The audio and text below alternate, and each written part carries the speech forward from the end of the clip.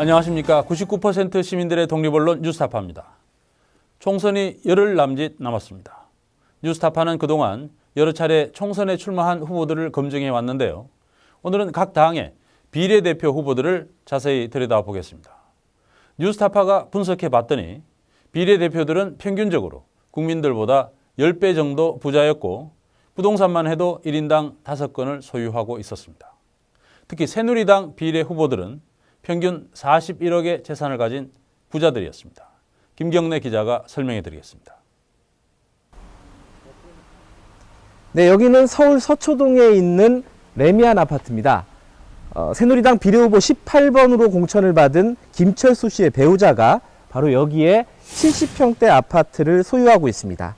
가격은 15억 원은 넘을 거라고 부동산 관계자는 말하고 있습니다. 김철수 후보는 이곳 관악구에도 뒤에 보이는 대형 건물을 소유하고 있습니다. 공시지가로만 500억 원이 넘습니다. 그리고 본인이 소유하고 있던 부동산 중에 일부를 장남과 차남, 그리고 6살, 9살 된 손자, 손녀들에게 이미 증여를 했습니다. 김철수 후보의 직업은 의사입니다. 그리고 지금까지 국회의원 선거 4번 나와서 4번 모두 떨어졌습니다. 이번 20대 총선에서는 비례대표로 공천을 받았고 그것도 당선 안정권인 18번입니다. 김철수 후보는 이번에 공천을 받은 모든 비례대표 가운데 재산이 가장 많은 분입니다. 자, 원내정당 4곳에 비례대표 후보 110명이 있습니다. 김철수 후보를 비롯해서 이 사람들의 재산을 키로 표시해서 일렬로 줄을 한번 세워봤습니다. 이런 모습일 겁니다.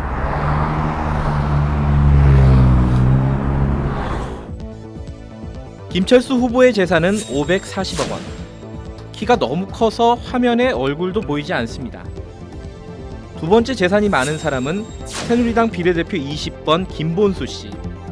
재산이 280억 원으로 역시 거인입니다. 계속 줄을 세워보겠습니다.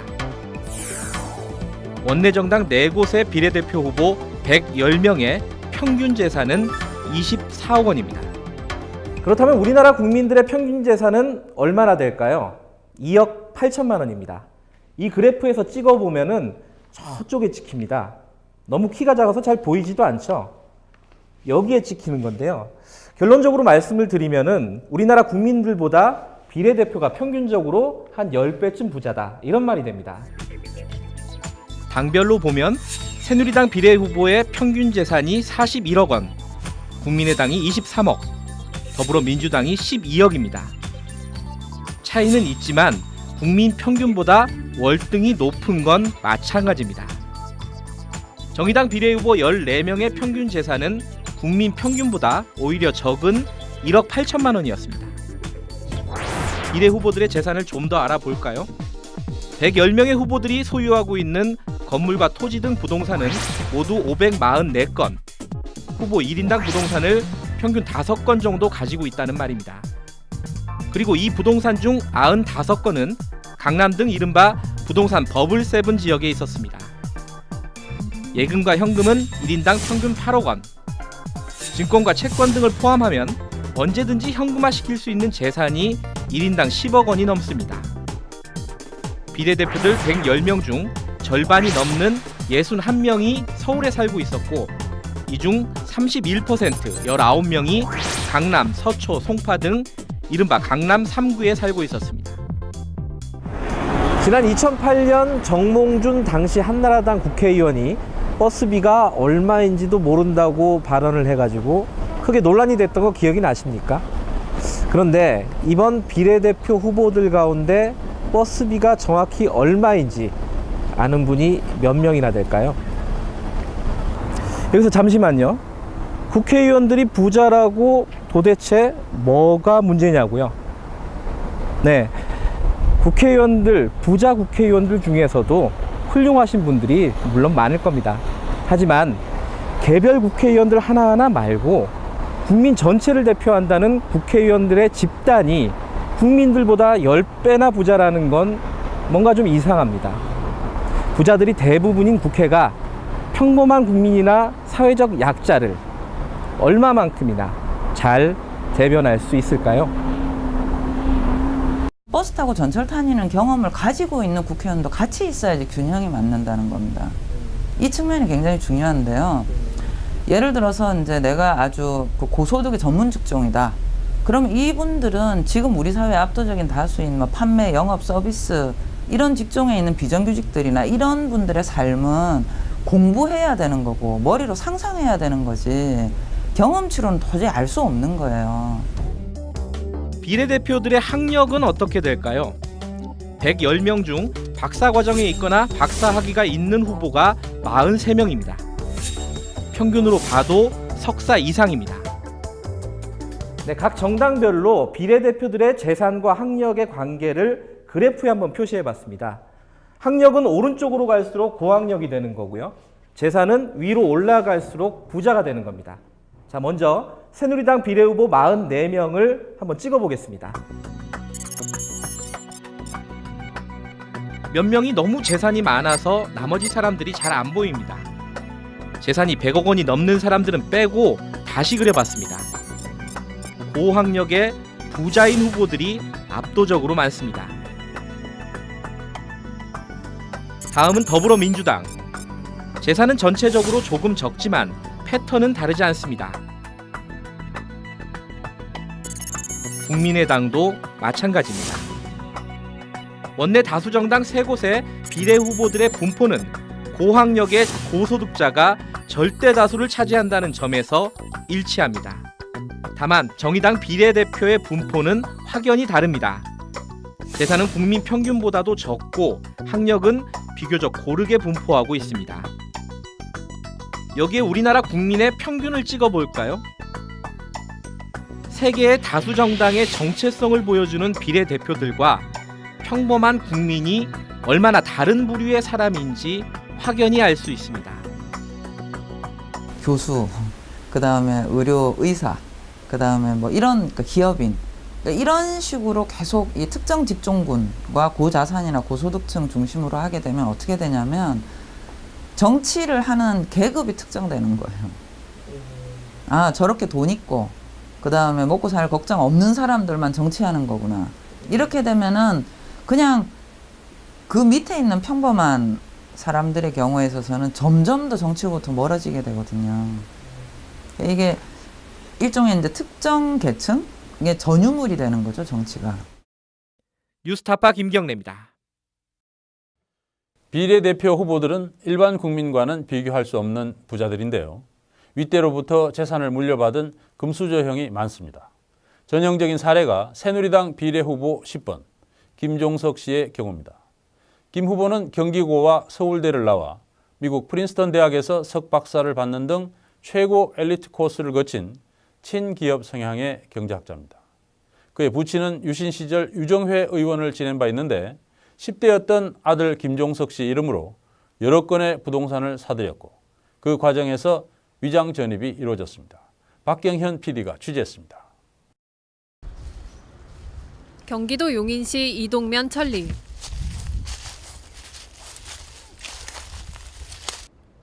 야산 한가운데 자리 잡은 이 땅은 지목상 논으로 돼 있지만 오랜 기간 방치돼 잡목이 우거져 있습니다. 저 땅 뒤는 뭐 서울 사람이라 그래고. 이 농지의 주인은 이번 총선에서 새누리당 비례대표 10번으로 선정된 김종석 홍익대 교수입니다. 김 교수가 이 땅을 구입한 시점은 1972년. 당시 나이 만 16세, 경기고에 재학 중이었습니다.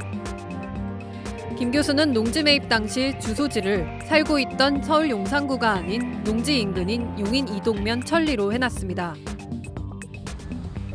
해당 주소지를 찾아갔습니다. 수십 년째 살고 있는 지역 주민을 만났는데 김종석 교수를 전혀 모른다고 합니다. 여기는 아니에요. 아니에요? 예, 김종석 씨는 아니에요. 이곳에서 평생을 살아온 마을 이장도 김종석이라는 사람을 들어보지 못했다고 말합니다. 아유, 김정석은 없고 네. 저 이정석이는 있었어. 살았을 가능성 높은 거네요? 없어 거기. 그 집에는 그런 건 안 살아. 농지를 매입할 목적으로 농지 인근으로 주소지를 옮겨놓는 위장 전입에 해당합니다. 김 교수는 1967년에서 1972년 사이에 경기도 용인과 충남 아산 일대의 논과 밭 임야 6필지, 약 10만 제곱미터를 사들였습니다. 매입대 나이는 10대 초중반으로 서울에 거주하며 경기중학교와 경기고를 다니고 있었습니다. 6필지 중 4필지를 살 때 주소를 인근 지역으로 옮겼습니다. 모두 위장 전입입니다. 김종석 씨는 농사 와서 좀 지으세요? 아니죠. 그 얼굴도 모를 정도지. 이름만 알지. 시골에선 땅임자가 누구다. 서울 사람이다. 뭐 이런 식으로 하니까 하는 거지. 뭐 국회의원 됐었다 그러고 뭐. 이렇게 농지 매입 규정과 주민등록법 위반 등 불법으로 사들인 땅은 공시지가가 발표된 1990년부터 따져볼 때 적게는 2배, 많게는 7배까지 올랐습니다. 옛날에 용인이 땅값이 막 아파트도 짓고 올라갔었어요. 그러니까 도시 사람들이 먼저 와서 사면은 은행에다 넣는 거보다 돈 벌 줄 알고 많이 더 샀지. 경제력이 없는 10대에 매입한 10만 제곱미터의 땅은 김 교수의 아버지가 사준 것으로 파악됩니다. 김 교수의 아버지는 검사 출신으로 1960년대 대검 수사국장을 지냈고 유신 시절이던 1970년대 유정회 의원 2번 등 3선 의원을 지냈습니다. 김 교수는 최근에도 부친으로부터 땅을 상속받았습니다. 2014년 경기도 용인과 충남 아산 일대의 논과 밭, 임야 약 25만 제곱미터를 동생 3명과 함께 물려받았습니다. 김 교수가 이번 총선에서 선관위에 신고한 재산은 모두 30억 6,600만 원입니다. 이 가운데 어릴 때 아버지가 대신 사주거나 후에 상속받은 부동산의 신고가액은 약 9억 200만 원입니다. 취재진은 김 교수를 만나기 위해 그가 연구원장으로 재직 중인 새누리당 여의도 연구원을 찾았습니다. 안녕하세요. 오래간만입니다. 네. 카메라가 왔어요? 아, 그냥 물어보는 거 아니에요? 저희 그건 조금 의외인데. 그러나 그는 영상 인터뷰를 거절했고 할 수 없이 카메라가 없는 상태에서 인터뷰를 진행했습니다. 먼저 위장 전입을 통한 농지 매입 과정을 물었는데 답변은 이렇습니다. 명의신탁이라고 봐야죠. 내 땅도 아니죠. 되게 그렇게들 했다고요. 그런데 보통 이걸 위장 전입이라고 하잖아요. 16살짜리 중학생이 위장전입이라고 하면 사람들이 믿겠어요? 아버지가 한 일이긴 하지만 엘리트로서 사회적 책임은 없는지 물어봤습니다. 노블리스 오블리제라고도 하고 보수라면 더 법과 원칙의 중요성을 강조를 하실 텐데 이런 것들에 대해서 좀 더 엄격하셔야 하지 않을까요? 뭐에 대해서요? 위장 전입을 한 거라던가. 위장전입은 아니라니까요. 중학교 3학년이 왜 위장전입을 해요? 그럼 아버지가 위장 전입을 해주신 건가요? 그렇죠. 땅을 사시기 위해서 그러셨을 거예요. 김 교수는 문제가 된 용인과 아산의 부동산을 조만간 모두 처분하겠다고 말했습니다. 김 교수는 3월 초 새누리당 공약을 발표하는 자리에서 기회의 공정성을 강조하며 흑수저와 금수저를 없애겠다고 한 바 있습니다. 새누리당의 공약 중에 수저론을 없애겠다는 것도 있었으니까 가능하다고 보시나요? 물론이죠. 어느 사회든지 신분 상승, 계층 이동의 사다리는 그 사회의 건전성의 척도예요. 굉장히 중요한 거죠. 김종석 교수는 미국 프린스턴 대학에서 박사학위를 받고 1991년부터 홍익대 교수로 재직 중이며 전경련사나 한국경제연구원장을 거쳐 새누리당 싱크탱크인 여의도 연구원장을 맡고 있는 등 친기업 성향을 대변해온 보수 경제학자입니다. 이번 총선에서 김 교수는 안정권인 새누리당 비례대표 10번으로 선정돼 아버지에 이어 2세 정치인의 길을 걷게 될 것으로 보입니다. 뉴스타파 박경현입니다. 비례대표 후보 본인이 의문스러운 방법으로 재산을 불린 사례도 발견됩니다. 새누리당 비례후보 5번인 최연혜 전 코레일 사장은 24억 원의 재산을 신고했습니다. 그중 강원도 홍천과 경기도 이천 일대 농지는 직접 농사를 짓겠다는 조건으로 사들였는데 실제 경작은 하지 않은 것으로 드러났습니다. 김세범 PD가 취재했습니다. 경기도 이천시 마장면 이평리. 새누리당 비례대표 5번 최연애 후보는 1999년 이곳 이평리 일대 2천여 제곱미터의 밭을 언니와 함께 사들입니다. 최 후보는 직접 농사를 짓겠다는 농업 경영계획서를 관할 면사무소에 제출하고 농지를 매입했습니다.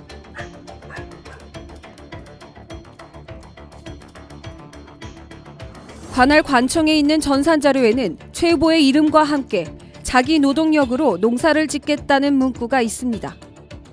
당시 최 후보는 철도대학 교수로 재직 중이었고 주소지는 서울 서초동이었습니다. 지역 주민들은 최 후보가 농사를 짓지 않았다고 말합니다. 농사도 짓고 막 그러세요? 아니 안 지.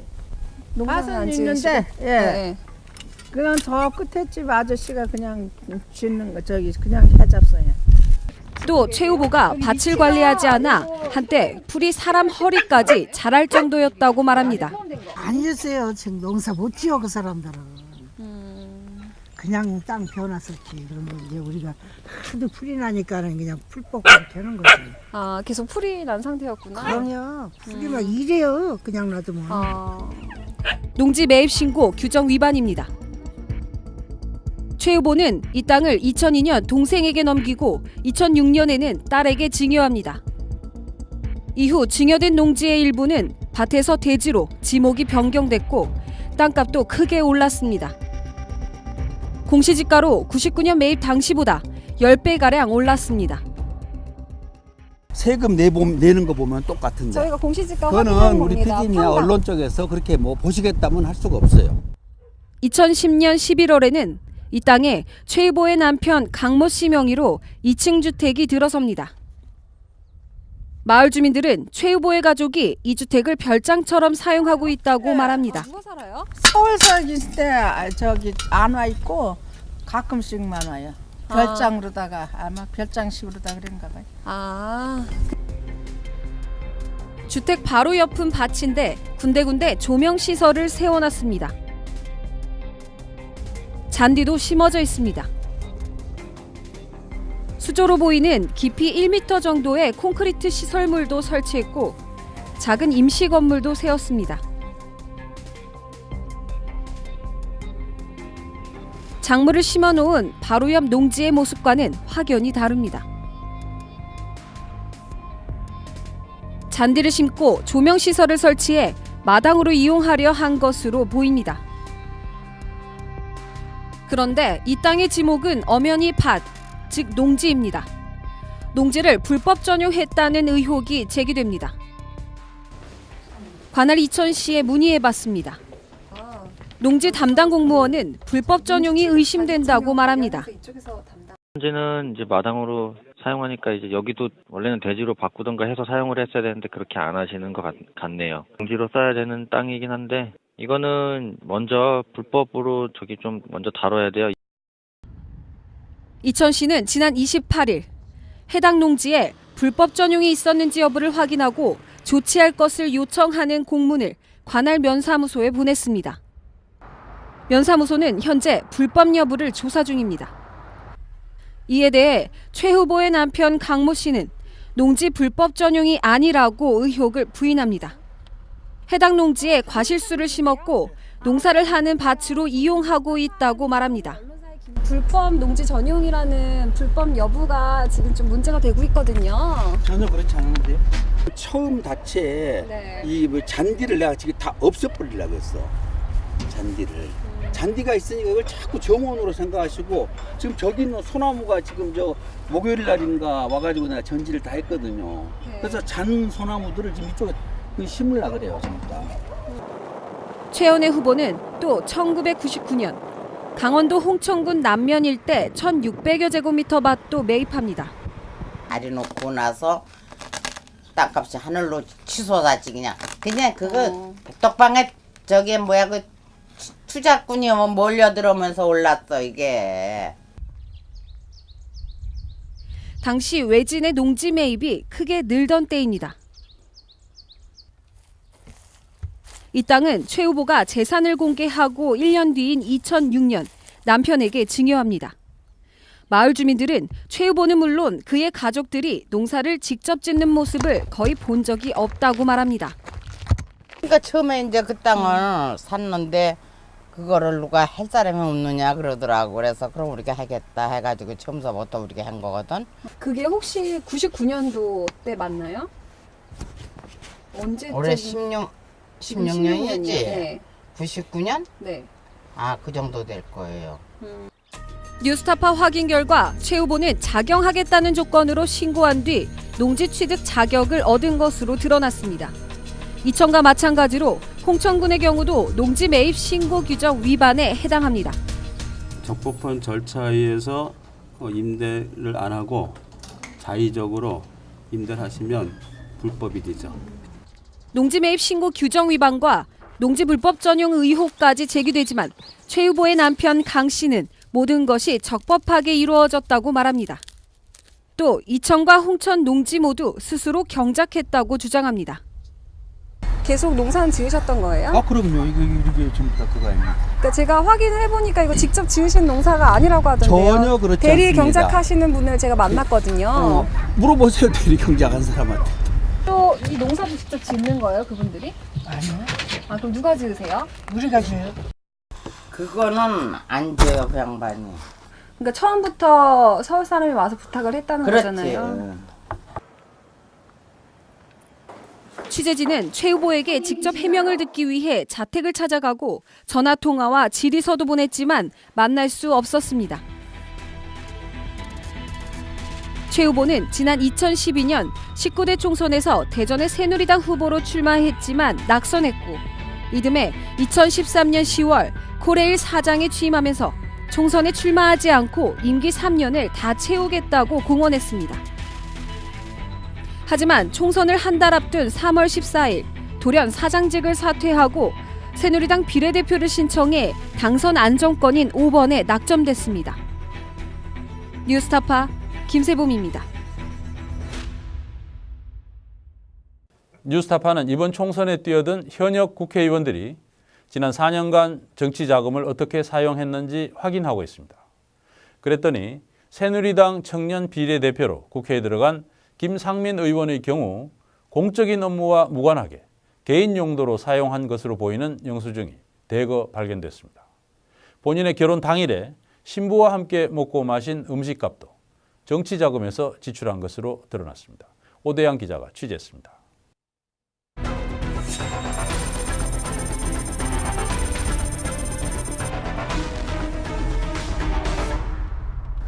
여기 한 장의 카드가 있습니다. 이거는 제가 개인적으로 사용하는 개인용 카드인데요. 하지만 어떤 카드는 반드시 국민을 위한 정치에 사용하도록 법으로 규정되어 있습니다. 바로 국회의원들의 정치자금 사용을 위한 카드들인데요. 우리 국회의원들은 이 정치자금법을 잘 지키고 있을까요? 취재진은 어느 한 국회의원의 정치자금 사용 내역을 그대로 한번 쫓아가 봤습니다.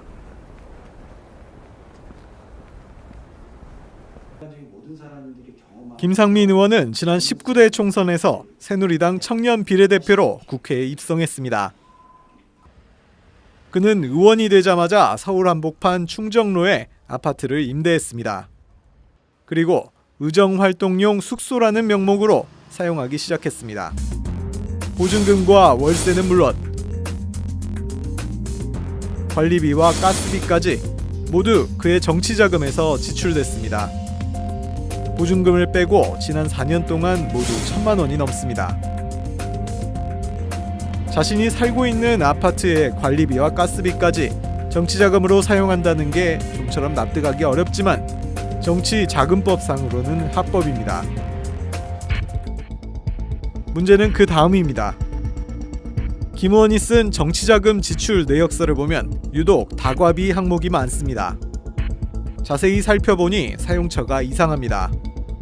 다과비로 쓰고 사용처를 기재한 가게를 찾아가 봤습니다. 자신이 살던 아파트 인근의 커피숍이 10건,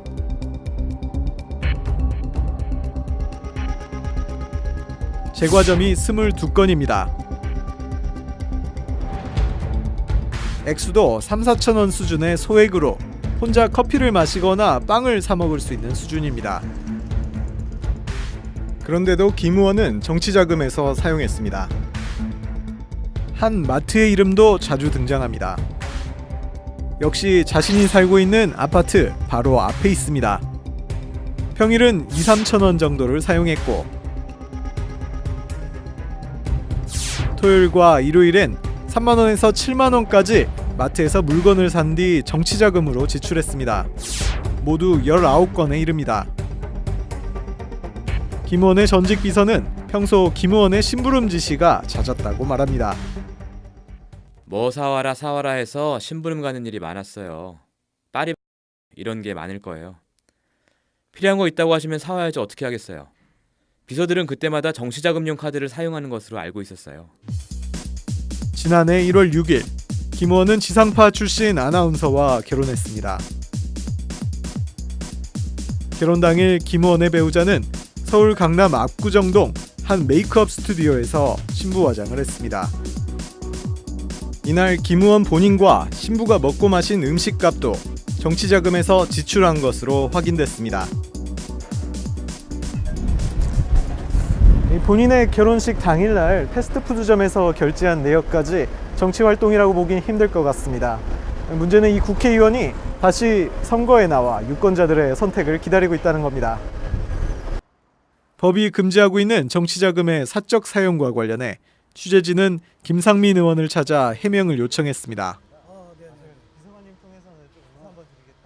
사용 내역 좀 보다 보니까 자택 인근에서 좀 사용된 내역들이 많이 있더라고요. 뭐 특히 휴일날이라든지 좀 의정 활동으로 좀 보기 힘든 그 상황에 있어서 네네.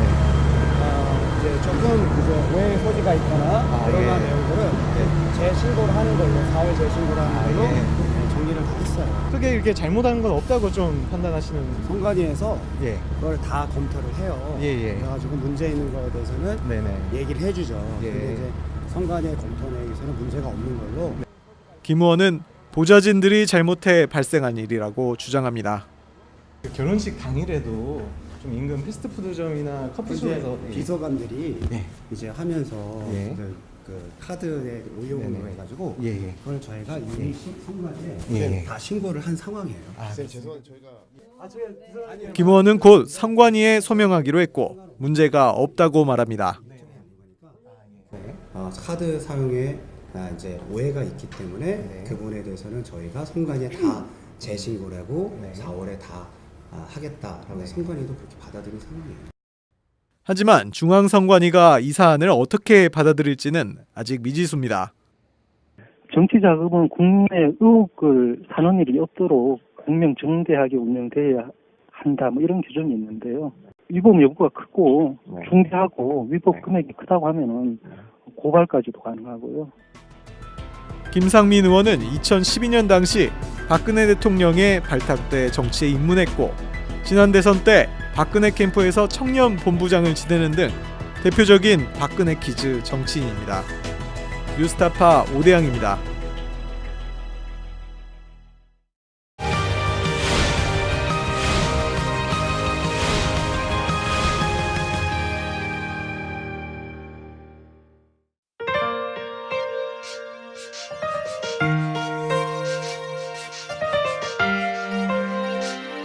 힘을 모아주십시오.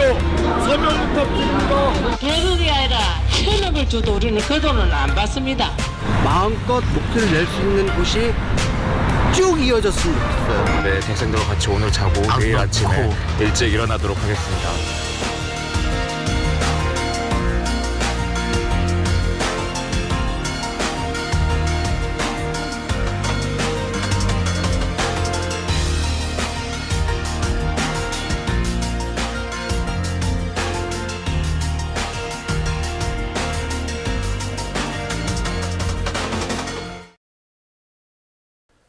새누리당 41억, 국민의당 23억, 더불어민주당 12억, 정의당 1억 8천. 각 정당 비례대표 후보들의 평균 재산입니다. 재산만으로 후보를 평가할 수는 없겠죠. 그러나 매우 중요한 요소라는 것도 사실입니다. 수십억 재산을 가진 부자 국회의원이 평균 재산 2억 8천만 원인 국민들을 위한 정치를 할까요? 아니면 부자들을 위한 정치를 할까요? 유례없는 난장판 공천으로 투표할 마음이 생기지 않는 선거라고들 합니다. 그러나 시민들이 선거에 참여하지 않으면 결국 1% 특권층이 모든 것을 가져가게 될 것입니다. 끝까지 포기하지 않는 99% 시민 여러분이 희망입니다. 오늘 뉴스타파 여기서 마치겠습니다. 감사합니다.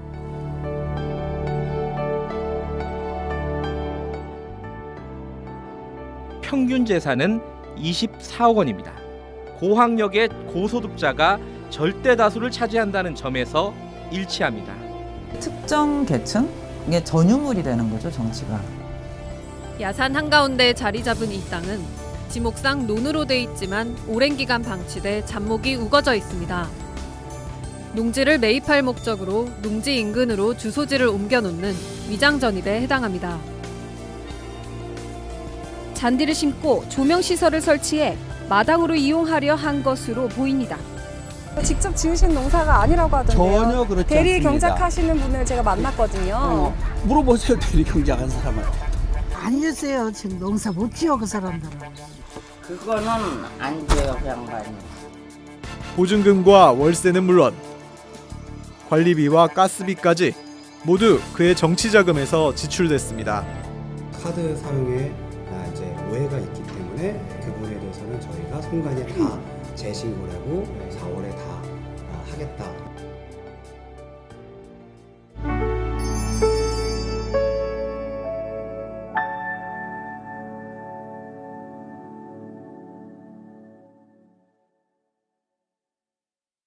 중 31% 19명이 강남, 서초, 송파 등 이른바 강남 3구에 살고 있었습니다. 지난 2008년 정몽준 당시 한나라당 국회의원이 버스비가 얼마인지도 모른다고 발언을 해가지고 크게 논란이 됐던 거 기억이 나십니까? 그런데 이번 비례대표 후보들 가운데 버스비가 정확히 얼마인지 아는 분이 몇 명이나 될까요? 여기서 잠시만요. 국회의원들이 부자라고 도대체 뭐가 문제냐고요? 네. 국회의원들, 부자 국회의원들 중에서도 훌륭하신 분들이 물론 많을 겁니다. 하지만 개별 국회의원들 하나하나 말고 국민 전체를 대표한다는 국회의원들의 집단이 국민들보다 10배나 부자라는 건 뭔가 좀 이상합니다. 부자들이 대부분인 국회가 평범한 국민이나 사회적 약자를 얼마만큼이나 잘 대변할 수 있을까요? 버스 타고 전철 다니는 경험을 가지고 있는 국회의원도 같이 있어야지 균형이 맞는다는 겁니다. 이 측면이 굉장히 중요한데요. 예를 들어서 이제 내가 아주 고소득의 전문 직종이다. 그럼 이분들은 지금 우리 사회의 압도적인 다수인 뭐 판매, 영업, 서비스 이런 직종에 있는 비정규직들이나 이런 분들의 삶은 공부해야 되는 거고 머리로 상상해야 되는 거지 경험치로는 도저히 알 수 없는 거예요. 비례대표들의 학력은 어떻게 될까요? 110명 중 박사과정에 있거나 박사학위가 있는 후보가 43명입니다. 평균으로 봐도 석사 이상입니다. 네, 각 정당별로 비례대표들의 재산과 학력의 관계를 그래프에 한번 표시해 봤습니다. 학력은 오른쪽으로 갈수록 고학력이 되는 거고요. 재산은 위로 올라갈수록 부자가 되는 겁니다. 자, 먼저 새누리당 비례후보 44명을 한번 찍어보겠습니다.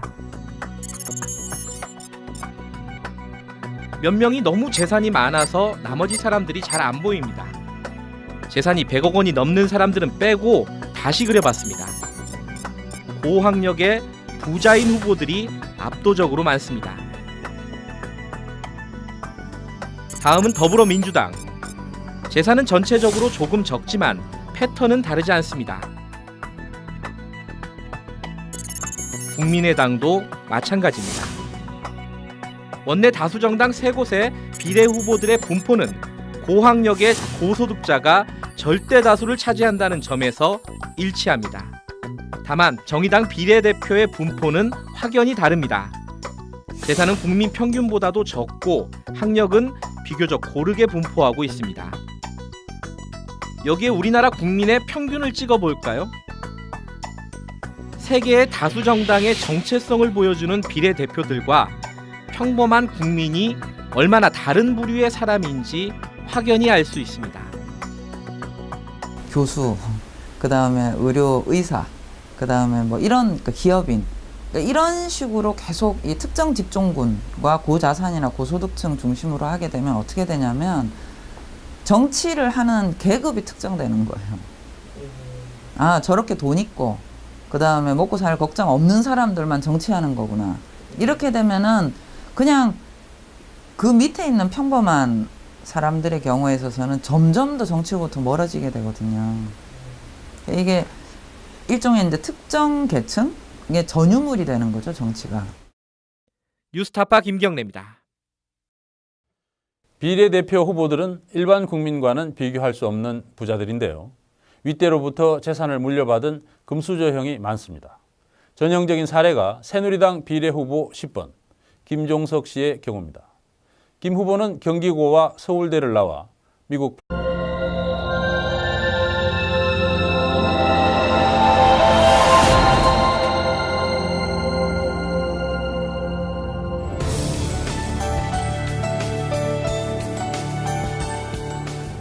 안녕하십니까. 99% 시민들의 독립언론 뉴스타파입니다. 총선이 열흘 남짓 남았습니다. 뉴스타파는 그동안 여러 차례 총선에 출마한 후보들을 검증해 왔는데요. 오늘은 각 당의 비례대표 후보들을 자세히 들여다보겠습니다. 뉴스타파가 분석해 봤더니 비례대표들은 평균적으로 국민들보다 10배 정도 부자였고 부동산만 해도 1인당 5건을 소유하고 있었습니다. 특히 새누리당 비례 후보들은 평균 41억의 재산을 가진 부자들이었습니다. 김경래 기자가 설명해 드리겠습니다. 네, 여기는 서울 서초동에 있는 레미안 아파트입니다. 새누리당 비례후보 18번으로 공천을 받은 김철수 씨의 배우자가 바로 여기에 70평대 아파트를 소유하고 있습니다. 가격은 15억 원은 넘을 거라고 부동산 관계자는 말하고 있습니다. 김철수 후보는 이곳 관악구에도 뒤에 보이는 대형 건물을 소유하고 있습니다. 공시지가로만 500억 원이 넘습니다. 그리고 본인이 소유하고 있던 부동산 중에 일부를 장남과 차남, 그리고 6살, 9살 된 손자, 손녀들에게 이미 증여를 했습니다. 김철수 후보의 직업은 의사입니다. 그리고 지금까지 국회의원 선거 4번 나와서 4번 모두 떨어졌습니다. 이번 20대 총선에서는 비례대표로 공천을 받았고 그것도 당선 안정권인 18번입니다. 김철수 후보는 이번에 공천을 받은 모든 비례대표 가운데 재산이 가장 많은 분입니다. 자, 원내정당 4곳에 비례대표 후보 110명이 있습니다. 김철수 후보를 비롯해서 이 사람들의 재산을 프린스턴 대학에서 석박사를 받는 등 최고 엘리트 코스를 거친 친기업 성향의 경제학자입니다. 그의 부친은 유신 시절 유정회 의원을 지낸 바 있는데 10대였던 아들 김종석 씨 이름으로 여러 건의 부동산을 사들였고 그 과정에서 위장 전입이 이루어졌습니다. 박경현 PD가 취재했습니다. 경기도 용인시 이동면 천리.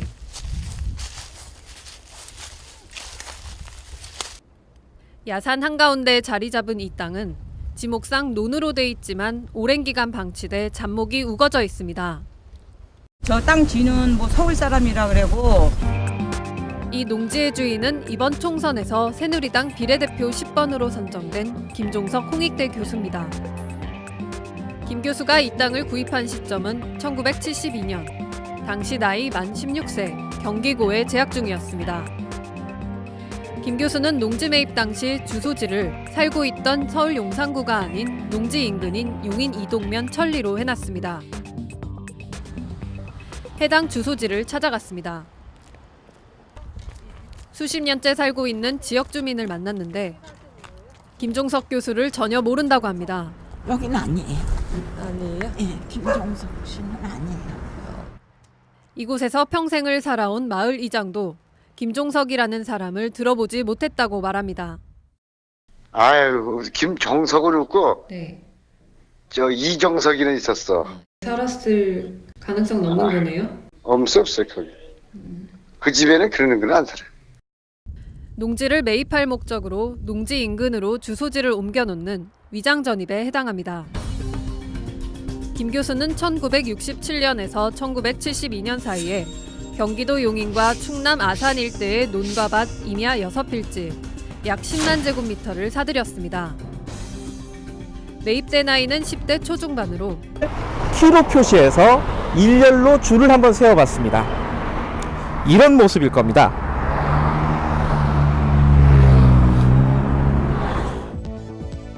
김철수 후보의 재산은 540억 원. 키가 너무 커서 화면에 얼굴도 보이지 않습니다. 두 번째 재산이 많은 사람은 새누리당 비례대표 20번 김본수 씨. 재산이 280억 원으로 역시 거인입니다. 계속 줄을 세워보겠습니다. 원내정당 4곳의 비례대표 후보 110명의 평균 재산은 24억 원입니다. 그렇다면 우리나라 국민들의 평균 재산은 얼마나 될까요? 2억 8천만 원입니다. 이 그래프에서 찍어보면은 저쪽에 찍힙니다. 너무 키가 작아서 잘 보이지도 않죠? 여기에 찍히는 건데요. 결론적으로 말씀을 드리면은 우리나라 국민들보다 비례대표가 평균적으로 한 10배쯤 부자다. 이런 말이 됩니다. 당별로 보면 새누리당 비례 후보의 평균 재산이 41억 원, 국민의당이 23억, 더불어민주당이 12억입니다. 차이는 있지만 국민 평균보다 월등히 높은 건 마찬가지입니다. 정의당 비례 후보 14명의 평균 재산은 국민 평균보다 오히려 적은 1억 8천만 원이었습니다. 비례 후보들의 재산을 좀 더 알아볼까요? 110명의 후보들이 소유하고 있는 건물과 토지 등 부동산은 모두 544건, 후보 1인당 부동산을 평균 5건 정도 가지고 있다는 말입니다. 그리고 이 부동산 중 95건은 강남 등 이른바 부동산 버블 세븐 지역에 있었습니다. 예금과 현금은 1인당 평균 8억 원, 증권과 채권 등을 포함하면 언제든지 현금화시킬 수 있는 재산이 1인당 10억 원이 넘습니다. 비례대표들 110명 중 절반이 넘는 61명이 서울에 살고 있었고, 이 중